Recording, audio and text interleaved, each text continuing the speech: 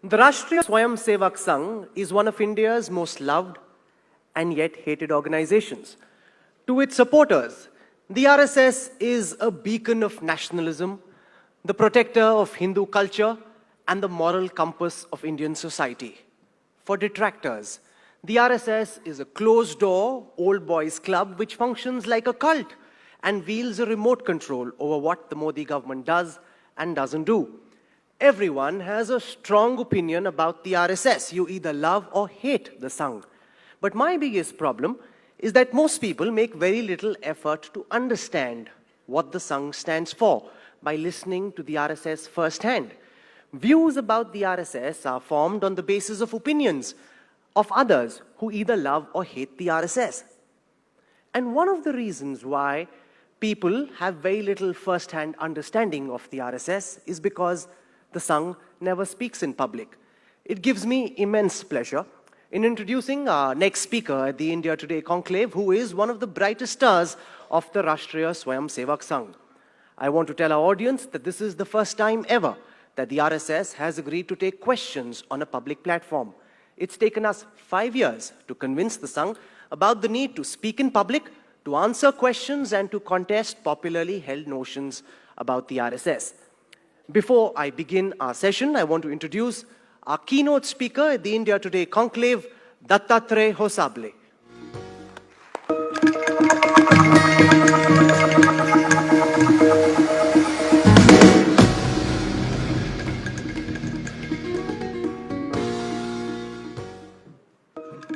Dattatreya Hosable was born in Shimoga in Karnataka in 1954.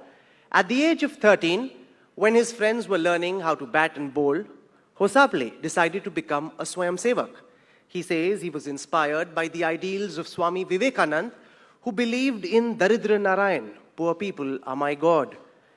Hosable studied English literature at the National College and then at the Central College in Bengaluru, where he went on to join the Akhil Bharatiya Vidyarthi Parishad. For 30 years, he served in the students' wing of the RSS, where he rose to become the National Organization Secretary. During the JP movement, Hosable was jailed in Bengaluru and then Bellary for 14 months, along with the likes of L.K. Advani, Madhu Dandwate, and Ramakrishna Hegde.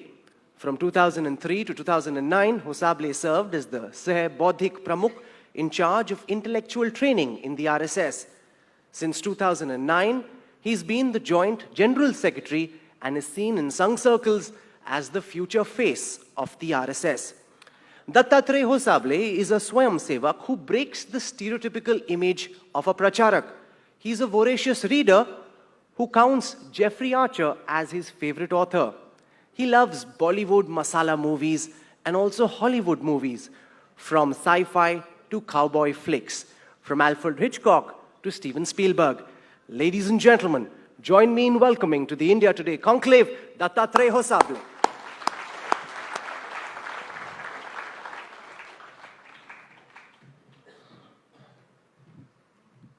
Hosable ji, welcome. We are in T20 season.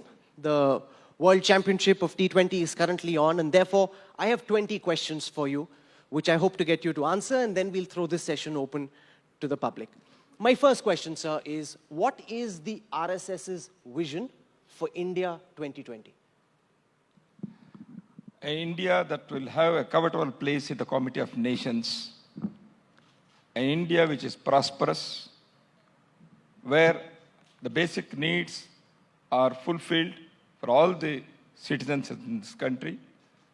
An India which is having no discrimination on the basis of caste, religion, birth, or gender. An India which is united. A Bharat which takes inspiration and is proud of its cultural heritage and its civilizational contribution. And that is the vision of India as far as RSS is concerned.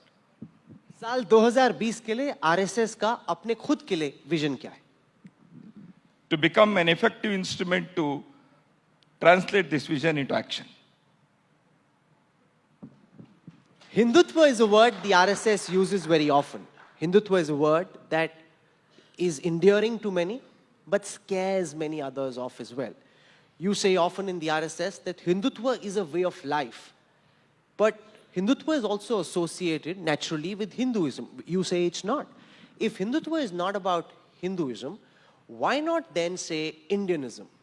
Or find some other word which is not linked to Hindu religion, because that really creates all these perceptions about the RSS. The perceptions are created by various people, including the media and others. When the perception is there that you agree to some extent, to some degree, that the fact is something different, right? So the thing is, Hindutva, as we say repeatedly, n number of times we have said that it is a Hindu-ness and not Hinduism. Hindu view of life, Hindu way of life. Dr. S. Radhakrishnan delivered this lecture in Oxford University in 1928. It's not communal. I am a proud Hindu, Mahatma Gandhiji said. So he is not communal. Vivekananda delivered his lecture in America and in the European countries, being a proud Hindu. And those lectures are not on the communal. So I don't understand why people should be afraid of hearing the word Hindutva or Hinduism or Hinduness. Because the Hindus have never aggressed anywhere on this planet in the entire history of humankind. It is one civilization, it is one nation, it's one culture, it's one people and one society who have not at any time of history have aggressed or made anybody enslaved any part of the world. So why this fear? It is only a fear that is created because of wrong understanding or deliberate intentions. So you're quoting what Swami Vivekananda said. Can I also quote to you what Guru Golwalkar, who the RSS holds very dear to its founding thoughts, said, and I'm quoting from page 177 from his book, The Bunch of Thoughts, where he deals with Muslims, Christians, and communists in 3 separate chapters with the title Internal Threats. He says, and I quote now, "The foreign races in Hindustan must either adopt the Hindu culture and language, must learn to respect and hold in reverence the Hindu religion, must entertain no idea but those of glorification of the Hindu race and culture, or may stay in the country wholly subordinated to the Hindu nation, claiming nothing, deserving no privileges, far less any preferential treatment, not even citizens' rights."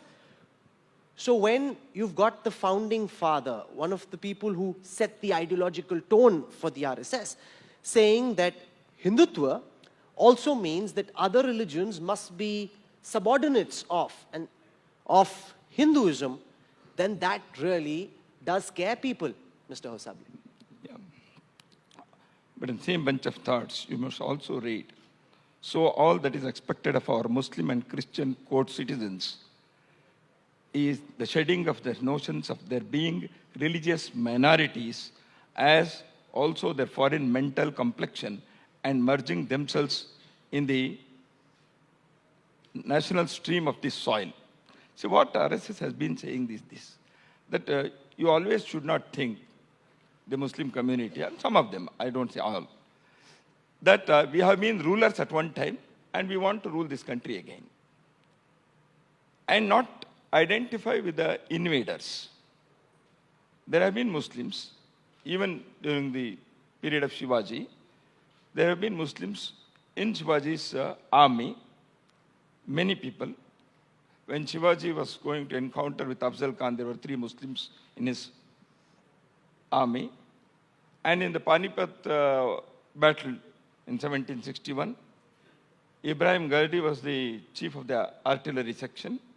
So the battles were fought on the side of Hindus also had many Muslims. See, just because one is Muslim, we have not treated him, or we do not think that he is something against this country. Only thing is, when in the name of Islam, you have divided this country, that history is not very ancient one. But you aren't responding to my question, Dattatreyaji. My question is that Guru Golwalkar, in several passages, and I can quote many more, essentially suggests that Hinduism in some fashion is a superior religion to the others, and if you are going to stay in the fatherland of India, you must be subjugated to Hinduism. No, we have never said. That's what I read this paragraph. if anybody says that another religion, which is not a religion of this land or one's own religion, if anybody wants to say that it is a lower or inferior to one religion, that itself is un-Hindu. That is the clear statement of and the finest thing is of one who ceases to be Hindu is the real Hindu. That's why I want to quote this very thing, because you have been quoting, I'll also quote. And that is also by Dr. Golwalkar only. That's why I want to, because the audience also should know. As far as the national tradition of this country is concerned, sorry, I'm missing because of, there have been a lot of,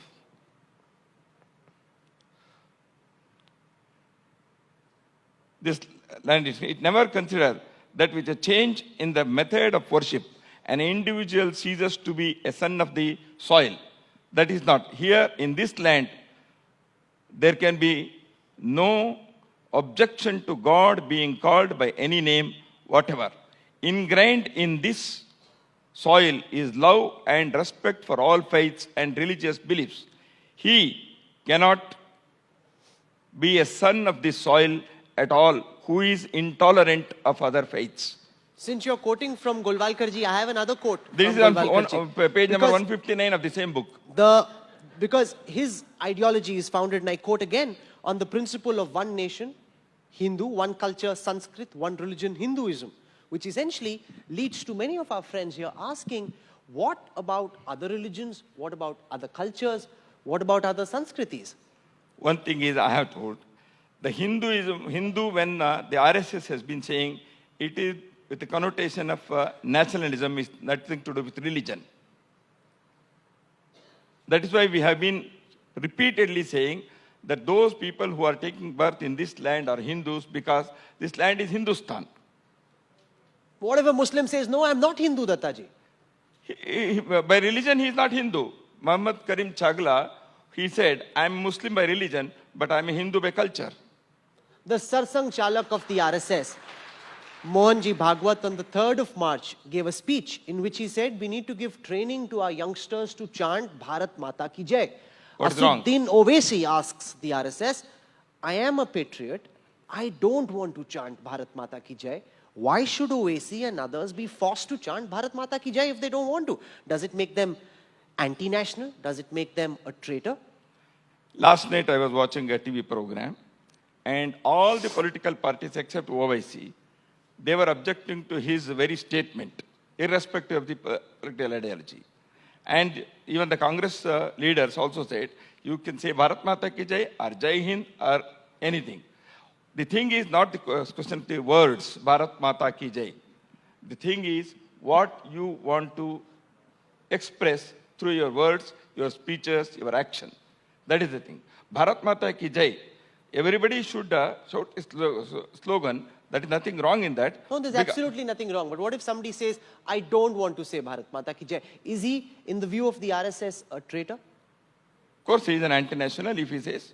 Because the very thing when you say that you do not want to chant Bharat Mata Ki Jai, you are not allowing others also to not chant Bharat Mata Ki Jai.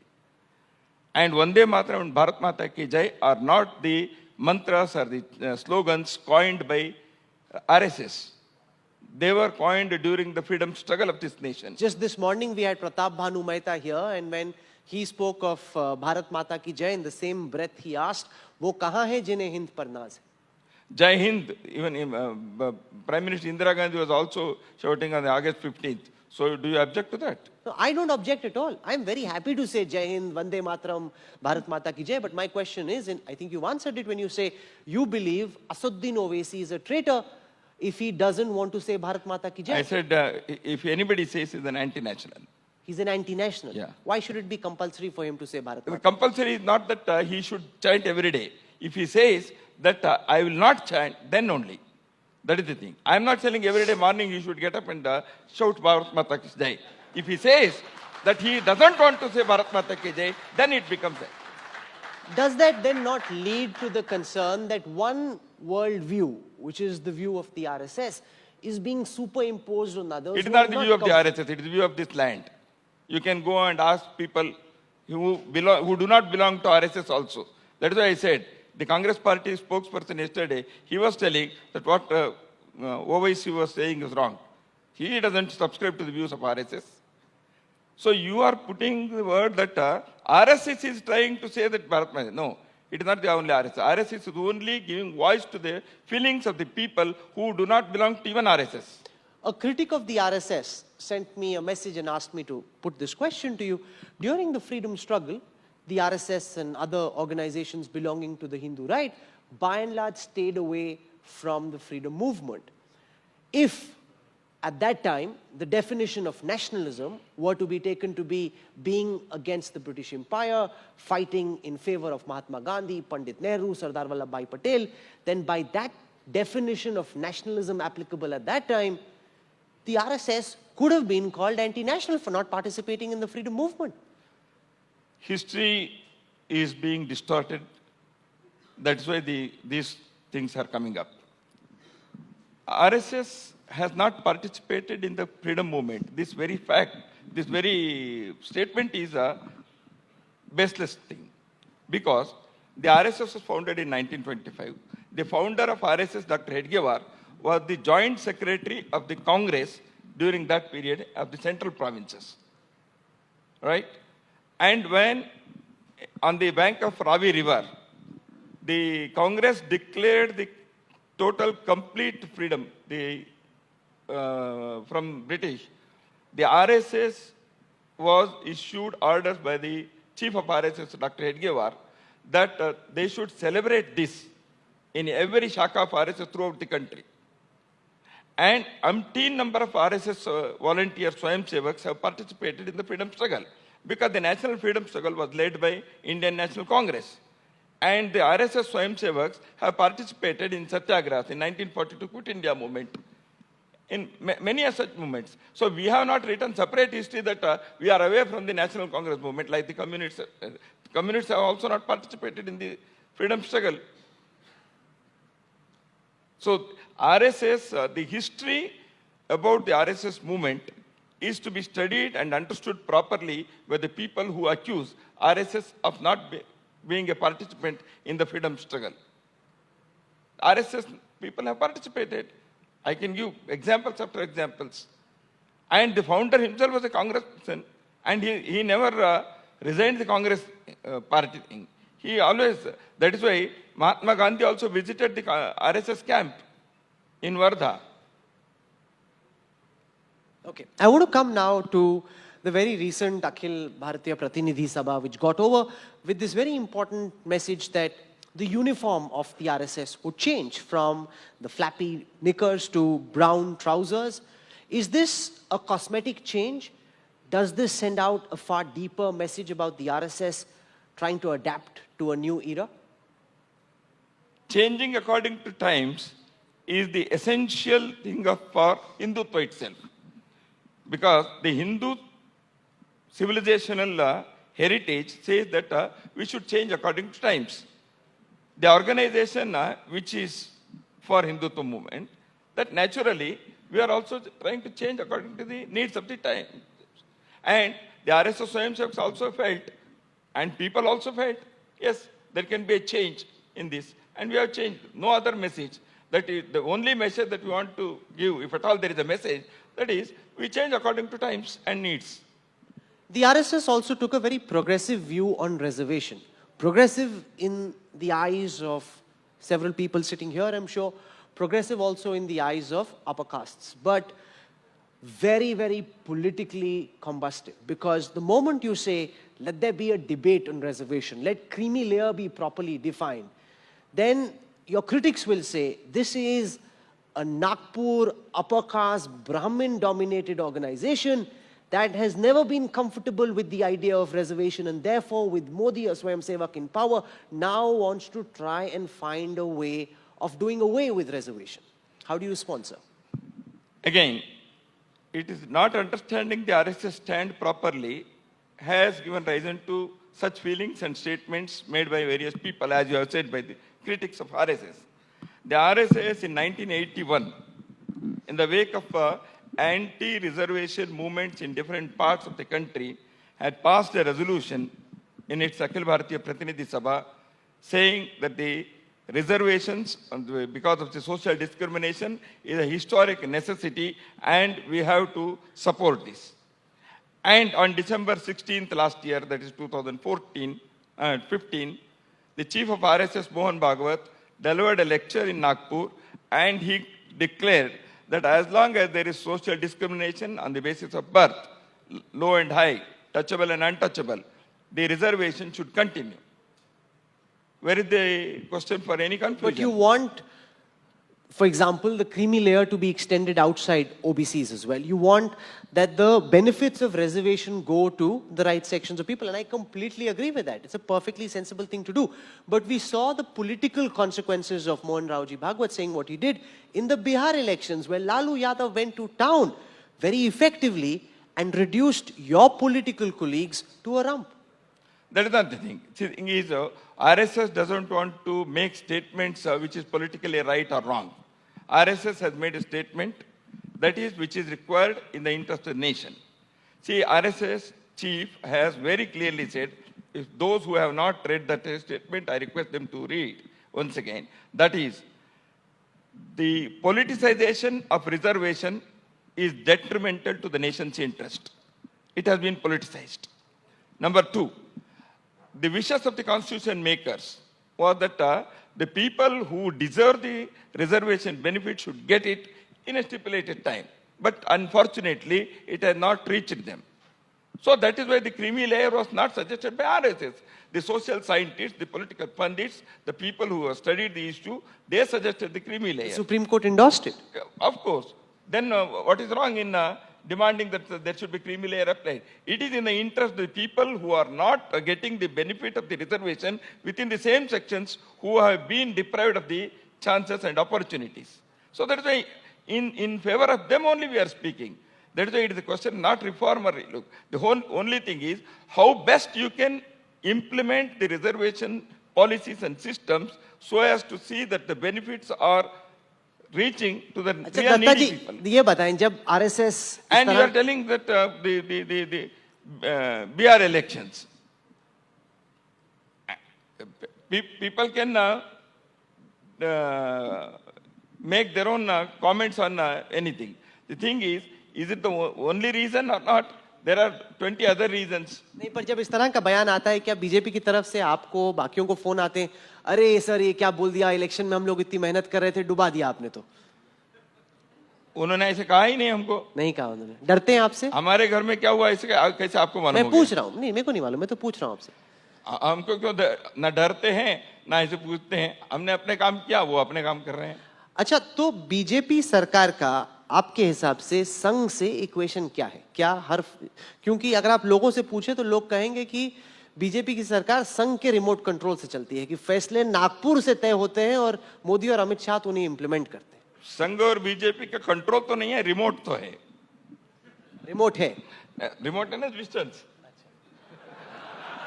वो remote से एक signal भी जाता है ये बड़ा ये powerful remote है क्योंकि नागपुर से एक बटन प्रेस होता है वहां से दिल्ली तक सिग्नल जाता है कि किस चीज पे क्या करना है देखिए एक है मुझे first thing is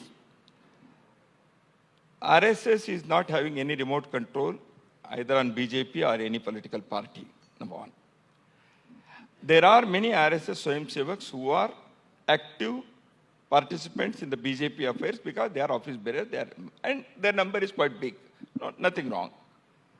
And BJP also subscribes to the certain views and policies of the RSS as the inspiration that they take in public life. Nothing wrong. Now the thing is, RSS having any remote control. There is no complaint from the BJP. There is no wish from the RSS. And why outsiders are feeling that there is a remote control? Has BJP any time complaining about this. Whenever they get stuck, they come to you. So you are to the BJP what 10 Janpath is to the Congress. We had Rahul Gandhi sitting here a short while ago, and he said that... If the family member comes to the family for something, is it remote control or love and affection? It's also damage control, guidance, trying to deal with fights, showing the way. So it is essentially a super government. It is actually a superpower, extra constitutional authority, is it not? How come? Where is the extra constitutional authority? Because the RSS has been repeatedly telling, and the BJP is also repeatedly they are saying, we consult, we are not doing it hide and seek, there is nothing. We conducted Samanvaya Baitak last September. Where everybody came and made presentations before you. They can make presentation even in India conclave. So if they come and make presentation in India conclave, it is democratic. If they come and make the presentation in the RSS, it is control. No, but the difference between a They did it this morning. This morning, 4 ministers. So came, India today is remotely controlling BJP government. Can I point out, sir, that there is a difference? No, actually, laughing matters aside, there is a difference between the presentation that was made by 4 ministers in the morning and their presentations to you. The difference is they can tell us what they are doing. You can tell them what to do. That is not the thing. That is not what I was just watching what Karan Thapar was telling. He was also indirectly suggesting to Montek Singh Ahluwalia. And as citizens, we have a right to say to any government that you should try to do this. Even to Congress government, we have tried to say this. Is it wrong in a democratic society, an organization of the type of RSS demanding from any government that you should do this No, and but you the should Congress not do this? wouldn't listen to you, but for the BJP, your word is law. There is We a are difference. ready. If Congress also comes to our conclave and they make a presentation, we will also tell them. Did you ever invite the Congress? Yes, we are ready to invite. No, but you never invited them when they It were is in not power. only the BJP which was invited. We invited the Swayam Sevaks who are working in various organizations. The people who are working in Vishwa Hindu Parishad, in Vidyarthi Parishad, in Mazdoor Sangh and many others, they came. We invited the Swayam Sevaks working in various organizations. It was not only the BJP which was invited. How do you, Dattaji, compare the Modi government with the Vajpayee government when it comes to the equation with the RSS? We are proud that RSS has produced 2 successful prime ministers. One who listens to you, the other who didn't. Both have been listening to the voice of the people, and that is quite enough for us. No, but Vajpayee ji's equation with the Sangh Parivar was quite frayed, and I think that was one of the irritations for the RSS as well going into the 2004 elections. This is all the media thing that has been made. There has never been a time when the relation between Vajpayee and RSS has been strained. There has been suggestions. Some suggestions will be accepted. Some suggestions may not be accepted. There is no compulsion. We have every right to make suggestions to any government, number one. And they have every right to accept or to reject any suggestion that is made by RSS. They are free. We are also free, number one. And as far as the comparison between Modi and Vajpayee is concerned, we are proud. Only thing is, I wish that Vajpayee also had the opportunity to become Prime Minister at the age when Modi became the Prime Minister. Does Modi ji listen to the RSS more than Vajpayee ji? Modi listens to RSS. More. I'm asking you. Both are listening.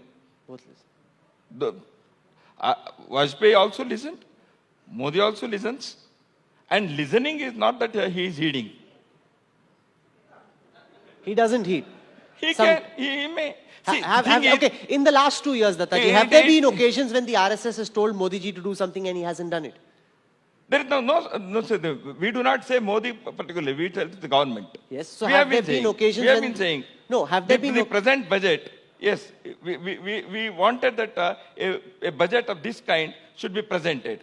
We wanted it. So the RSS in some parts suggested to the BJP what kind of a budget it wanted. Sure, why not? We have also suggested to the Congress. So have there been occasions, sir, We have suggested to the Congress that they should build Mandir on the Ram Janmabhoomi. They did not listen. Have you given the same advice to Modi ji and his government? Yes, and they have printed in their manifesto. But they haven't done anything about it. 3 more years are left. And Amit Shah is going to come here this night. Are you suggesting, sir, that by 2019, the RSS hopes that before the first term of the Modi Sarkar is over, there will be a Bhavya Ram Mandir at the Ram Janmabhoomi in Ayodhya? See, that is our dream. That is the wish of the people. It is for the courts and the government to take up the issue. Are you confident, sir, that there will be a Ram Janmabhoomi temple in the disputed site in We Ayodhya? are hopeful. You were hopeful for the last several years. Are you now confident? We are also confident that they will definitely pave the way for that. Has the RSS, midway into the term of the BJP government, told the BJP that it must step up on some of these ideological issues? No need. Because such discussions, they are also here, no? So that is enough. No, But because enough nothing for has any- happened so far. If I were to ask a BJP minister about Article 370, Ram Janmabhoomi, you are very open and candid about it. They will be very coy in answering to any of those questions. We have also been candid about the farmer situation in this country. We have also been very candid about the economic policies. We have also been very candid about the security measures. We have also been very candid about the relations with other countries. It is not only that RSS has been harping upon only some 3 issues. We have been raising many issues. The recent Akhil Bharatiya Pratinidhi Sabha, we have said about the affordable, accessible education and affordable, accessible health for all. I want to come now, sir, to the debate on nationalism in the context of what happened at Jawaharlal Nehru University. And there is a section of society that feels that because the ABVP, and you've been with the ABVP for so many decades, hasn't been able to make inroads into the JNU campus by winning through a democratic mandate, the RSS is now using supra-governmental structures to try and find some way of killing the back of the leftist movement inside Jawaharlal Nehru University. How do you respond, sir? See, again, those who know about JNU, at least on 2 earlier occasions, once there was a president who was an ABP member, who was president of the Jawaharlal Nehru Students' Union, and once a general secretary of the Jawaharlal Nehru University Students' Union was there, who was an ABP member. I think she is among the audience here. And this time, there is a joint secretary of the JNU Students' Union, who is an ABP activist. So, and we have been winning the executive council seats also. For entering into any university, ABP does not require the government help. ABP on its own, because of its organizational strength and power, because of the hard work of the ABP activists, they are entering into universities, and number of universities in this country, they have been won by ABP on number of occasions, including JNU. See, using the government machinery for organizational purposes is not the tradition of RSS and RSS-inspired organizations. We have never done it. We don't do it. Because we have enough hard work, we have enough patience, we have enough ways of doing things, not the government help. Do you believe it is correct to enforce one view of nationalism, one view of patriotism on everyone? Why are students so unhappy? There's so much outrage in campuses, from the Hyderabad University campus to JNU to FTII. It almost seems as if there is a problem in dealing with dissent. That is for the government. RSS doesn't take these things. It is for the government to deal with it. However, anyhow, tomorrow evening you are going to have why students are angry on the campuses. I see you've studied our conclave program very well. And as an RSS man, I should come prepared. Thing is, the campuses, now, why the anti-India feelings are being expressed on the campuses? Bharat Virodi. Anti-India is anti-national. And if a group of students, whether they are students of that campus or they are outsiders, if they are raising the slogans that India should be broken into pieces, if they are raising slogans in favor of a criminal who attacked the temple of democracy and who has been hanged according to the law of the land, if slogans are raised in favor of, in support, eulogizing such people, then what do we conclude? Any nation in this world, we cannot tolerate this. So that is the whole thing. The issues of FTI are different. Please don't mix up. One of the things that was said constantly by people owing allegiance to the RSS is that this would never be allowed in the United States, which is a liberal democracy. Just this morning on the front page of one of our national newspapers is an interview with the president of Princeton University, a Ivy League college in America, which says that he would have absolutely no problem if an event celebrating the life of Osama bin Laden or remembering the life of Osama bin Laden were to be organized at Princeton University. It is for America to decide.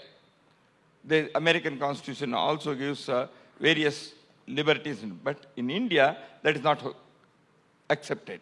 It is not acceptable. Because in India, the people here have their own. See, for example, flag code. In America, the flag code is different. The Indian flag code is different. Anybody who dishonors the Indian flag, the tricolor, will be arrested.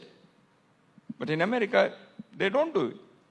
So that doesn't mean that whatever America is accepting as the democratic principle should be accepted by the Indian Constitution. What about, we are having a different. What about using doctor tapes as an example to make a point? For example, we saw. It is for the forensic department to decide whether they are doctored or not. Let us not conclude that now here.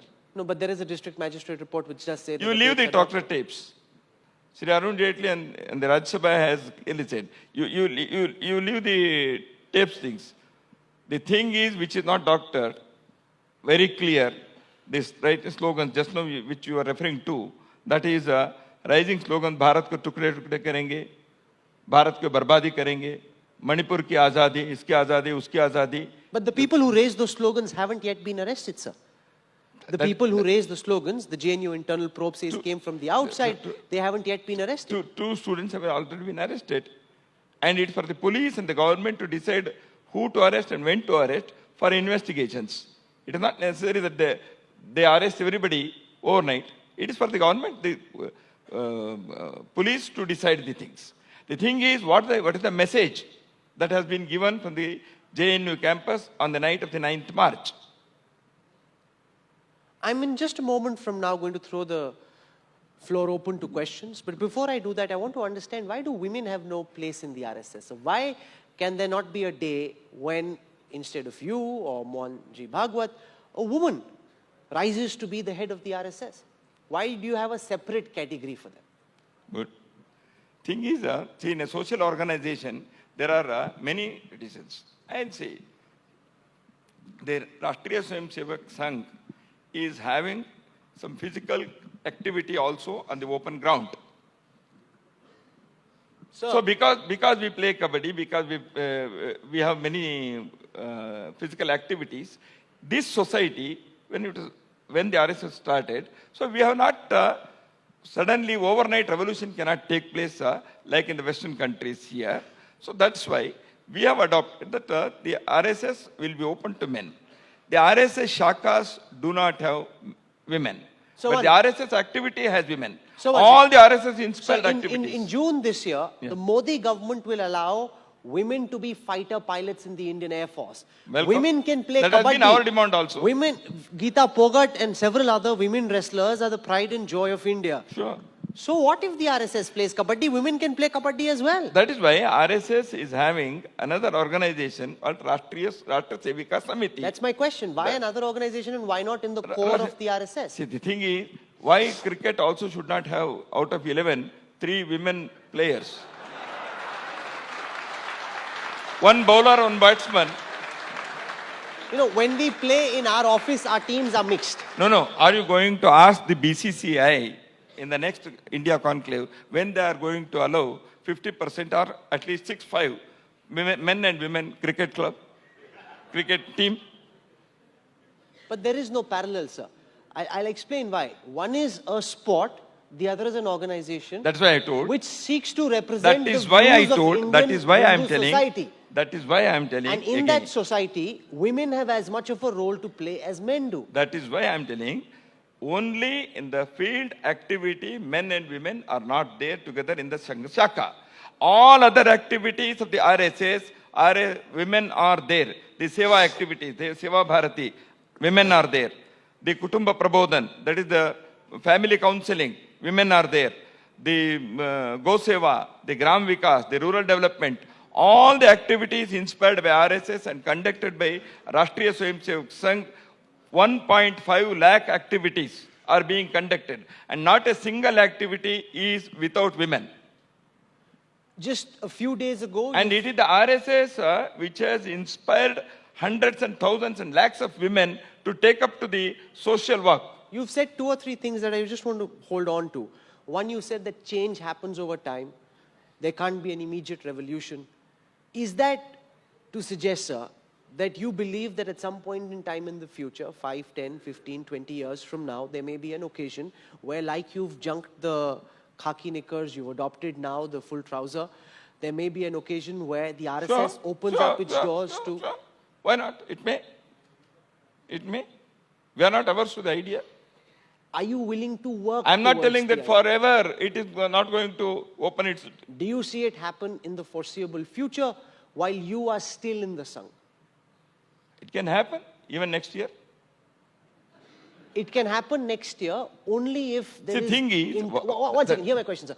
Only if there is some internal deliberation which has already started. Because I've seen, for example, with the decision to change the uniform, it's taken a 10-year process of decision making which has ultimately led to this decision. Can I ask you, sir, is there already a view in the RSS where a debate has begun that at some point in time in the future, women must be allowed not into a side affiliate of the RSS, but into the main body of the RSS? Navji, you are speaking on behalf of women. That is good. But I am more for women as far as the public activity is concerned, not less than. Thing is, the RSS is not averse to women participation in any of the RSS activities, and the RSS functions, RSS inspired activities, women are already participating, number one.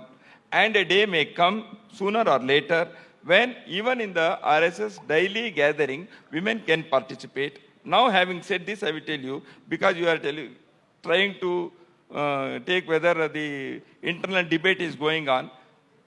When I say this, the internal debate, not only the internal debate, already in some parts of this country, the RSS Swayamsevaks are experimenting the family shakas where men, women and children coming together and having the one hour shaka activity. They are already doing it. We are not publicizing it because suddenly media people will say, see, RSS has changed. So that is why we are taking our own time to see all these things, because organization will have its own pace. Because sooner than later, maybe 1 year from now, you just said that there is a possibility that women will be allowed into all activities, including going to a shop. anything can happen. That's interesting. I think that's very significant. I want to come now to another issue where we saw Arun Jaitley, our finance minister, recently say that on Section 377 on homosexuality, the time has come to change. Globally, he said, sir, that there is now an emerging worldview that homosexuality needs to be legalized, that you can't live in the past. Across the world, one nation after another is changing its view. Is there, so far, in past utterances, we've seen very strong opposition to the revocation of Section 377. Is there a possibility, like you've said, that you're open to the idea of allowing women in shakas at some time in the future, that the RSS... Not way it is connected with homosexuality. No, of course not. But I'm saying that is there a possibility that the RSS's view on homosexuality also could possibly change, sir? The sexual preferences are private and personal. Why RSS should discuss that in public? True. But would there be opposition from the RSS if Section 377 What happens in the inside is... the room, I don't know. People see gay, being a gay, transgender, or anything, they are all personal preferences. RSS has no view on that. It is for the people to have their own way, as long as it is not going to affect social and other national traditions and ethos. The personal preferences of sexuality is not being discussed in RSS, and we don't want to discuss, and I'm the last person to discuss on public platform like this, because they are personal and private. So you don't think of homosexuality as a crime? that needs to be penalized, that's against Indian tradition, for example? I don't think. I don't think it should be treated as a crime that should be punished, as long as it doesn't affect the life of others. This is indeed very, very significant. Can we have a round of applause, please? For the first time, we've just seen a public utterance from the Rashtriya Swayamsevak Sangh, where one of their senior-most flag bearers is saying that he doesn't believe that that homosexuality is a crime that needs to be punished. This will, in large parts, shape the debate from here on homosexuality in India. And I want to congratulate you for saying that. Thank you very much. I want to come now. I don't know why do you want to congratulate only on this thing. When I said that RSS... I also want to congratulate you for what you said about allowing women into shakhas at some time in the future. That again is fantastic, and I want to have a round of applause for that, please. So before I throw this session open for questions, I want to ask you about some people who belong to fringe outfits which owe their allegiance to the Sangh Parivar. We saw, for example, O.P. Sharma, a BJP MLA in Delhi, who went and beat up lawyers and journalists at the Patiala House Court. We saw Sakshi Maharaj, we see Yogi Adityanath, we see Sadhvi Prachi, all in some way owe allegiance to the right, the fringe maybe, not necessarily the RSS per se. Why do we not see the RSS distance itself more openly from these fringe elements who give the RSS and Hindutva a bad name? We have not even embraced. The question of distancing comes only if I have spoken on behalf of them. The question of distancing comes before only if I have embraced them.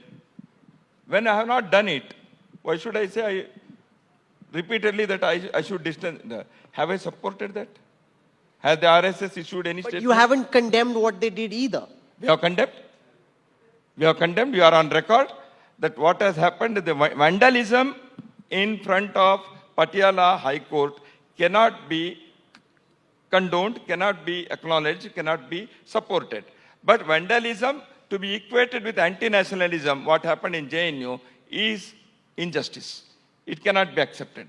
Don't equate anti-national activity with vandalism. Because the whole debate that you want to change is to JNU's anti-nationalism and Patiala court vandalism, in front of the court. Those two things are equal. That is what people are trying to paint in such a way. Okay, That is not acceptable. We have time for 3 questions from the audience. Just put your hands up and then we can pick one person who can ask the question. Who would like to ask a question to Dattatreya Hosavle? Okay, I see that gentleman with the French beard. He'd like to ask a question. Can we have a mic sent across to him, please?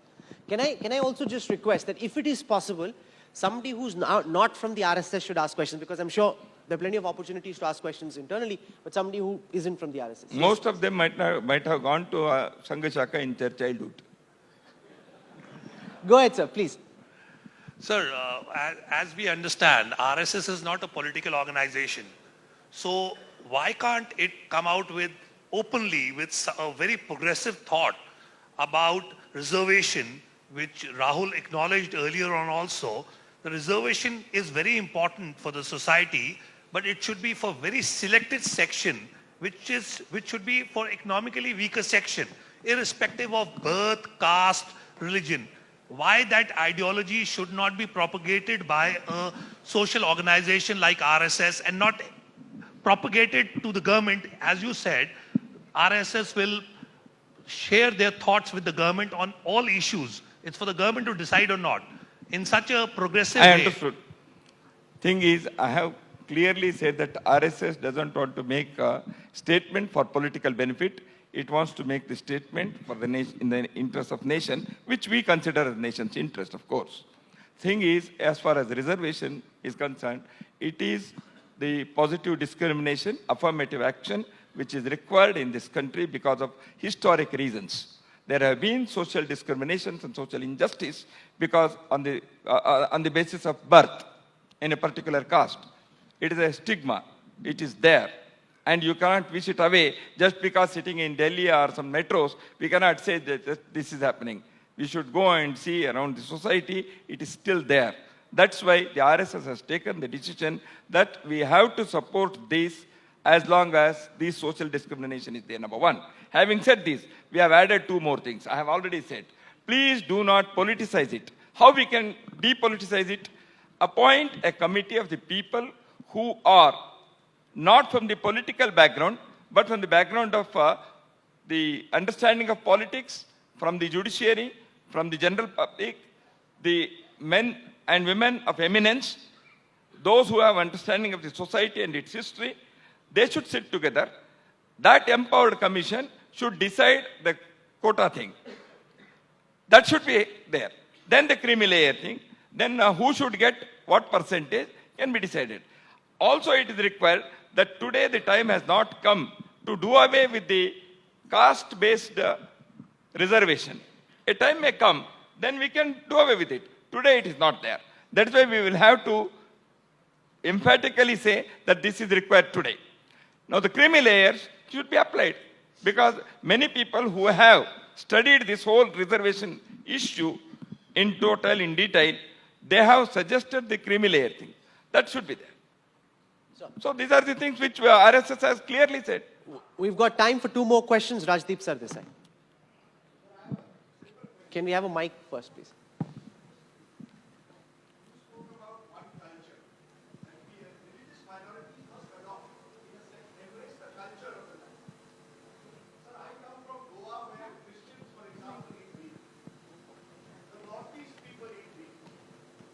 Just 1 second, Rajdeep. I think the mic's not working. Let me You speak of a single culture. Now, whether the RSS likes it or not, is actually a land of plural cultures, sir. I come from Goa where people eat beef. Northeast people eat beef. There are tribal communities who have their own culture. There is diversity. In this diversity, you seem to be wanting to impose one culture. As a result, it has resulted in misapprehensions, misgivings, and now in power, beef ban being declared in states like Haryana. Do you believe that is the way to run India? As a single culture, isn't the pluralism, diversity more important? Do you believe the beef ban is the right thing for a country like India, where the RSS and the government of the day is deciding what I can eat in my kitchen? Should that be the way a country should be run, sir? I tell you. See, the question is about the confusion of the terms or the difference of understanding of the terms. You say culture, the lifestyle, the culture has many expressions in this country.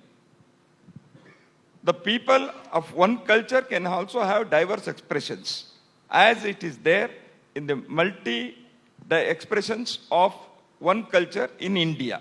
That is our belief. I tell you, homogenization, uniformity, we are against it. That cannot happen. Not that RSS is against it, nature abhors it. The thing is not the question of it. Then comes the ethos. Is it necessary that without beef is it true that without beef you can't live? You have to respect the sensibilities and such feelings of others also. Okay. If I am not a vegetarian, if somebody is preparing barbecue and if he throws it on my thing, then it is not that I am against non-vegetarianism. Because I can't tolerate it. That is the whole thing. The thing is, in this country, beef eating has not been accepted as culturally it is not correct. That is the thing. So beef eating has been opposed by Mahatma Gandhi also. So Mahatma Gandhi doesn't become communal. RSS becomes communal. Okay. You say that Mahatma Gandhi is also communal because he has been against cow slaughter and beef eating. When you say that, then I will accept. Preeti Chaudhary. So culturally, when women were not allowed to step out of their house, why do we continue to reinforce stereotypes? Why only restrict? So culturally, even women were not allowed to step out. Why does the RSS continue to reinforce stereotypes? Why restrict women to the role of, say, what is apt as social welfare? When is it that you're going to open the doors for women to go play with the other boys there? Why not include them in the physical activity? You said it wasn't there in the beginning, but it is now. It is there. Already in the Balagokulams that RSS conducts, the kids belonging to both the genders, they are in physical activities, sir? Yeah, very much. In Balagokulam, we are conducting it. Preeti is a very good basketball player. Much better than most men. And one more thing, in many of our training centers, women also come and take classes. Not that women are not entering into RSS program at all. The only thing is every morning and evening in the open ground in village after village, Shouldn't we in break small that? towns where people are playing, there we have not allowed. That's the only thing. It is because of the social situation in this country.